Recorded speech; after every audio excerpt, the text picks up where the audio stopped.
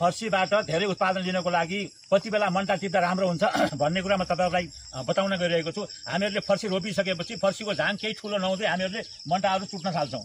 यो चाहिँ के गर्ने भन्दाखेरि कमसेकम पनि 15-16 वटा आँखला यस्ता आँखलाहरू गन्दै जाने अनि 15-16 आँखला भइसकेपछि हामीहरूले यसको मन्टा भाँच्यौँ भने जस्तो 16 आँखलामा 3 आँखला निकाल्यौँ मन्टाको लागि भने अरू चाहिँ छोड्यौँ भने हामीसँग कति आँखला भयो त भन्दाखेरि 13 आँखला भयो। 13 आँखलाबाट 13 वटा मुना निस्कन्छ अनि 13 वटा मुना निस्किसकेपछि यस्तो अर्को शाखाबाट यस्तो मुना निस्किसकेपछि हामीहरूले फेरि यस्तो चाहिँ 2टा आँखला छोडेर यसपछि टिप्न लायक भएपछि मात्रै फेरि टिप्यौँ भने 13 दुना 26 आँखला हुन्छ यसमा बचेको।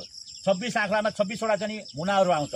त्यो कारणले हामीले चाहिँ छिटो चाहिँ यो फर्सीका मन्टाहरू चुडाल्नु हुँदैन, यो लामो भइसकेपछि चुडाल्ने र शाखाबाट निस्केका चाहिँ जुन मुनाहरू छन् कमसेकम 2टा आँखला छोडेर यहाँबाट यसरी यो भाग अलिक छोटो छ अलिक ठुलो भइसक्यो, यो 2टा आँखला छोडेर यसरी टिप्यौँ भने यो 2टाबाट फेरि 2टा आँखलाबाट 2टा मुना निस्कन्छ। यसरी गर्दा चाहिँ हाम्रो चाहिँ फर्सीको उत्पादन धेरै हुन्छ। हामीहरूले आतिएर चाहिँ सानो हुँदै हामीले चुडालिहाल्छौँ अनि शाखा निस्कन पाएको छैन त्यहीँबाट चुडाल्छौँ। यसलाई पलाउने ठाउँ हामीले छोड्दैनौँ। त्यो कारणले पनि हामीले फर्सीको मन्टाहरू कम उत्पादन भयो भनेर भन्छौँ। त्यसैले जति पनि हामीले मन्टाहरू छोड्दा आँखला जति धेरै छोड्छौँ त्यति धेरै चाहिँ हाम्रो मन्टाको उत्पादन हुन्छ।